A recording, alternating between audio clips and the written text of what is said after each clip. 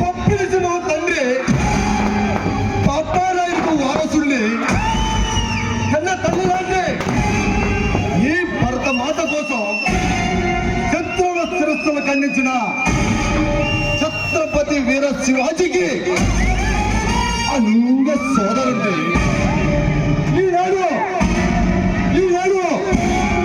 నువ్వు మ్రోగించిన మరణ మృదంగ పేరు అవ్వడానికి వచ్చిన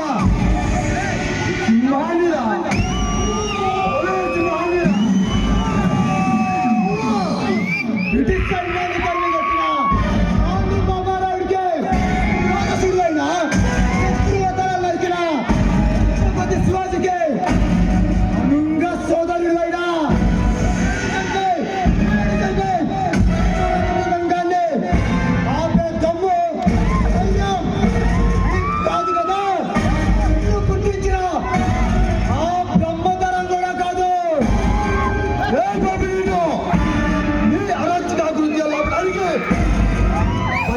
బ్రహ్మ దిగిరానక్కర్లేదమ్మా. ఈ అపర శంకరుడు నిన్ను అంత చేయడానికి నేను పన్నిన పద్మవ్యూహంలో చిక్కి జైల్లో ఓసాలు లెక్క పెట్టిన వాడివి. నువ్వు నన్ను అంతం చేసేది రైట్ల చట్టాన్ని న్యాయాన్ని ఉంచుకొని రాజకీయాన్ని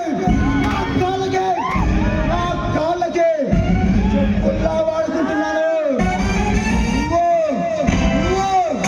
నన్ను ఏమి చేయలేవురా. రే బాబు రైట్ల చట్టాన్ని ఎక్కువ న్యాయాన్ని పెట్టుకుని నువ్వు సాగిస్తున్న ఈ మరణ హోమాన్ని ఆపడానికి చైలు గోడలు బద్దలు కొట్టుకొచ్చిన ఆదిశంకరుణ్ణిరా. నీ తర్వాత రాసిన ఆ విధాత కూడా నిన్ను రక్షించలేడు. తన రాతను రాసిన విధానం సైతం భయపెట్టగల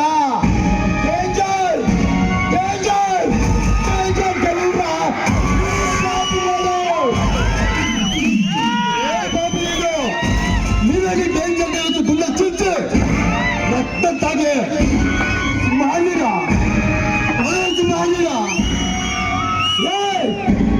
ఇలాంటి సింహాలను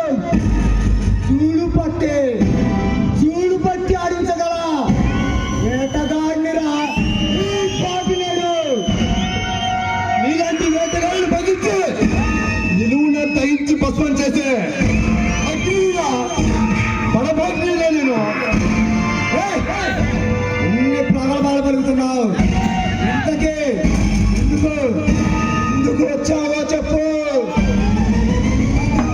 అన్నం పుణ్యం వేరుగని నా భవానీ జీవితాన్ని నాశనం చేసి కర్తవ్యాన్ని దైవంగా భావించిన sincere police officer SP Bharat చంద్రాని అన్యాయంగా పొట్టన పెట్టుకున్న నిన్ను అంతం చేయడానికి మమ్మల్ని అంతం చేసే మగధీరుడు ఈ భూమి మీద ఇంతవరకు పుట్టలేదు.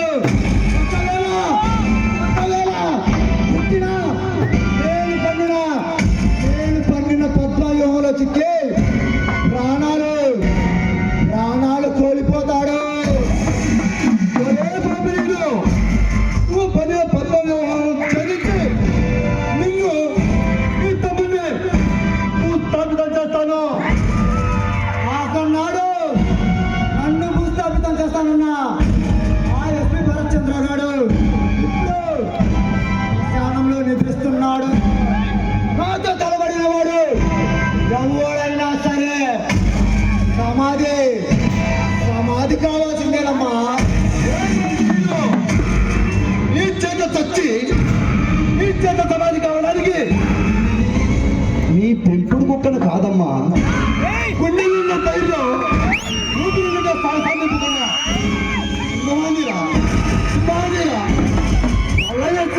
నేను రెచ్చగొడుతున్నావు. బ్రతికి పొమ్మంటున్నాను. మర్చిపోతున్నావు. బతికి వైపు చూడంటున్నాను.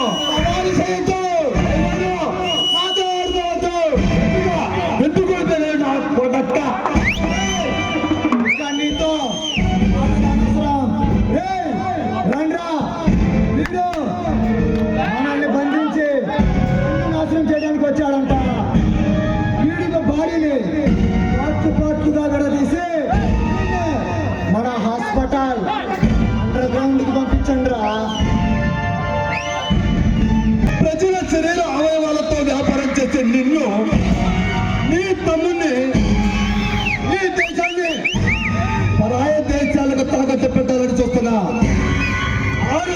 ఇటువంటి దేశద్రోహాలను